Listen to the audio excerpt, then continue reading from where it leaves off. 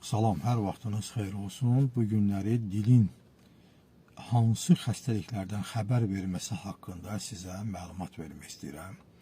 Orqanizmi sağlam olan insanın dili normal ölçüdə, açıq çəhrayı rəngdə, əlbsiz, normal, hissiyatlı və nəm olmalıdır.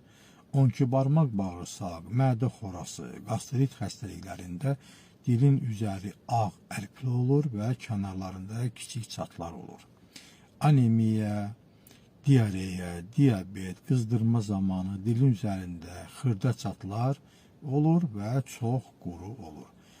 Yeməyin həzm olunmaması səbəbindən dil şişkin olur və diş ilə sıxdıqda izi qalır. Dalaq xəstəliklərində dilin sol tərəfi qırmızı və şişkin olur. Mədə bağırsaq yolu pozulmasında dilin üzərində qəhvəyi rəngli ərp olur. Stomatit, kandida mikoz zamanı, dizbakterioz zamanı dilin üzərində ağ ərp olur. Sarı rəngli ərpin olması xolesistitin əlamətidir. Dilin kənarları və ucunda ağ ərp varsa, bu ağciyər xəstəliklərinin göstəricisidir. Əgər daimi hamar və parlaq, qırmızımtıl dil varsa, bu mədə selikli qişasının atrofiyası yaxud da qaraciyər sirrozunun əlaməti sayılır.